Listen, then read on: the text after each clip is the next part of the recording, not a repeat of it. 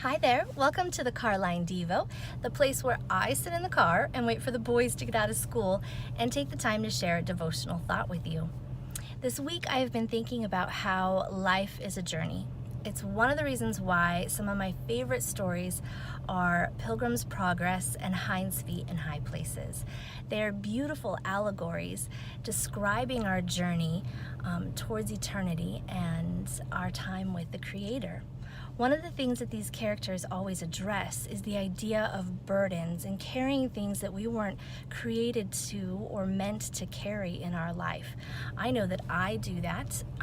There are things that I tend to pick up and carry around with me, like worry and fear, and things that I need to then release to the Lord and get rid of. I wasn't meant to carry those things. And one of those burdens that I tend to pick up quite often is the idea of disappointment. There are always going to be things in life that disappoint us, but what do we do with that disappointment? I know a couple weeks back, one of our sons tried out for the volleyball team. And to be honest, he was quite afraid to try out. He knew that he wasn't super great at it, but he loves the sport, and he knew that if he got the chance to practice and play on the team that he could get better. So he tried out, and he didn't make the team.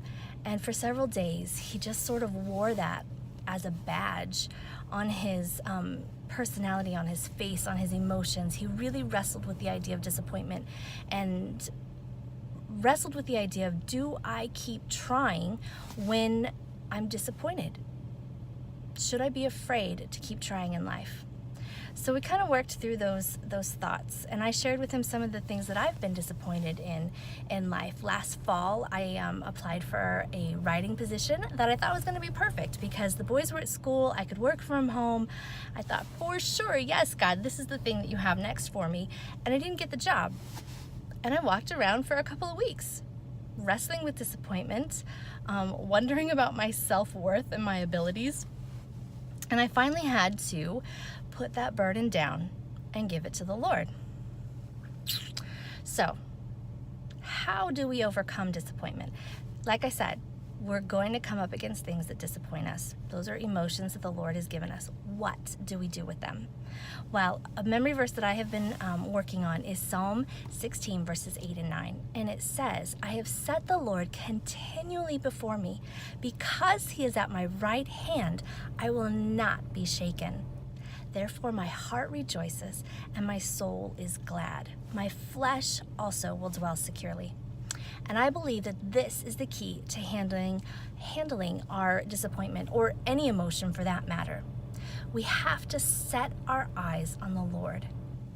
We cannot look neither to the left or to the right, but we have to constantly be looking heavenward, looking to eternity and looking to our Creator.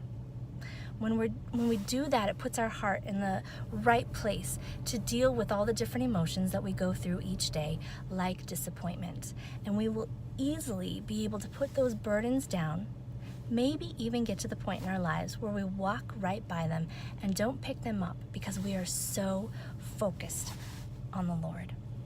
So it is my hope and prayer this afternoon that with whatever you're dealing with, whatever that burden is that you're hauling around on your back, that you will lay it down, that you will set your eyes on the Lord and allow him to keep you from being shaken, that you will allow him to make your heart glad and your soul rejoice, so that God gets the glory. Have a blessed day.